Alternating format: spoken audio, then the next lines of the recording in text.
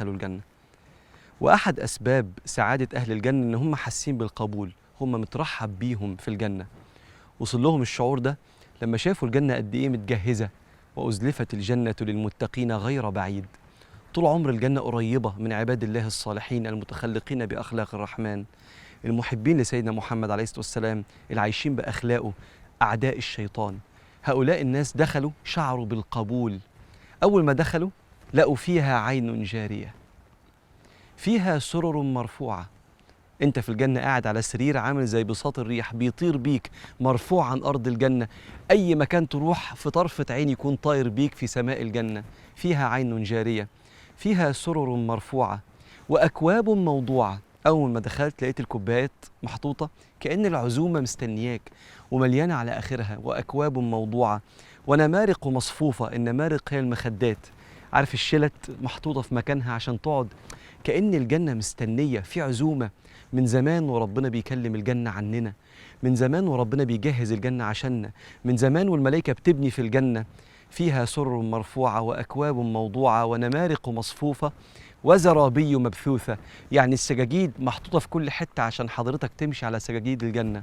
وبعدين ربنا انتقل في الحديث في سورة الغاشية، قال لهم لو عايزين تتخيلوا قد إيه الجنة جميلة بصوا للأرض. أفلا ينظرون إلى الإبل كيف خلقت، وإلى السماء كيف رفعت، وإلى الجبال الرائعة دي، وإلى الجبال كيف نصبت، وإلى الأرض كيف سطحت. إذا كان ربنا مجهز الأرض بهذا الجمال لأهل الدنيا، والدنيا لا تقارن بالجنة، فما ظنكم بجنات ما خطرت على قلب بشر. فاستبشر واثبت واجمد وخليك دايما بتحلم تحجز مكانك بين أهل الجنة. النهاردة وإحنا في الجنة وصلنا لبيت إنسان عاش بأخلاق الرحمن، وصلنا للشخص المتقن اللي كان بيحترم نظر الله، فما كانش فهلوي بياخد كل حاجة بسطحية كده وإهمال، إنما كان شخص كل حاجة بيعملها عارف إن ربنا بيحب الإتقان الإحسان. إن الله يحب إذا عمل أحدكم عملا، أي عمل، وجاءت نكرة عشان تفيد العموم، أي عمل. إن الله يحب إذا عمل أحدكم عملا أن يتقنه. فحس إنه هو واجب عليه إنه يفرح ربنا، واجب عليه إن أي شيء يطلع منه يطلع بإتقان، لأن ربنا بيحب كده. وكأن عارف لما يكون في حد بينه وبين حد ولله المثل الأعلى عشم، فيقول لك يلفت نظرك إنه بيحب حاجة، هو ما قالكش بس اعمل، لا قالك أنا بحب كده، عشان القلب والدم يتحرك في العروق إن أنا مش هبقى فهلوي، مش هبقى مهمل، هبقى المتقن. هذا الإنسان كان جاره النبي عليه الصلاة والسلام، لأنه تشبه بأخلاق النبي، واللي يتشبه بأي حد يجي معاه في الآخرة، واللي يتشبه بأي حد يبقى أكيد بيحبه، والمرء مع من أحب. سيدنا محمد اللي كان متقن في كل التفاصيل الدقيقة والكبيرة اللي في حياته، من أول شكله عليه الصلاة والسلام. علمنا من كان له شعر فليكرمه، وكان صلى الله عليه وسلم يسرح شعره ويحط ما بين الفرق اللي في رأسه، يخلي السلاشة تملاها بالعطور عليه الصلاة والسلام حتى يكون الشعر بيلمع ومتسرح وكمان ريحته حلوة. وكان دايما يسرح لحيته كما في السيرة، كما يروي الإمام الترمذي في الشمائل المحمدية، ولازم تقرأوا الشمائل المحمدية عن أخلاق وخلقة النبي عليه الصلاة والسلام. دايما يسرح لحيته عليه الصلاة والسلام.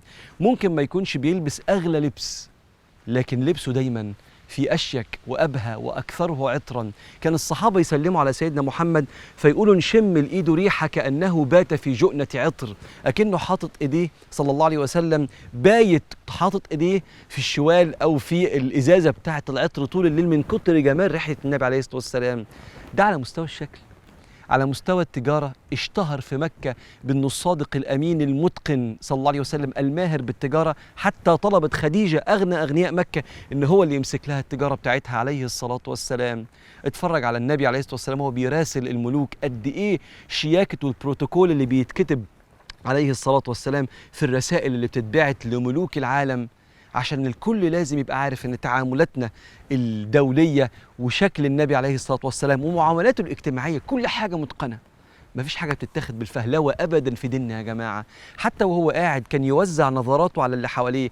قال الصحابة حتى يظن كل أحد منا أنه أحب الناس إلى رسول الله. علاقات اجتماعية وعلاقات دبلوماسية وشكل النبي وكلام النبي وريحة النبي، إتقان صلى الله عليه وسلم. أما جارك جنب النبي فهو سيدنا مصعب بن عمير. ياه على حب المسلمين لهذا الإنسان. سيدنا مصعب ممكن ما يكونش من أشهر الصحابة عند المسلمين، لكنه من الصحابة اللي ليهم فضل كبير قوي في تاريخ الدين. هذا الصحابي سيدنا محمد قال له روح يا مصعب، أنا في 70 واحد مسلمين في المدينة أو 72، روح جهز المدينة لاستقبالي. عايزك تتخيل لو حد مكان مصعب بن عمير كان فهلاوي شوية، يروح يعمل أي حاجة كده ويجي وقت الهجرة ما تكونش المدينة جاهزة لاستقبال سيدك النبي.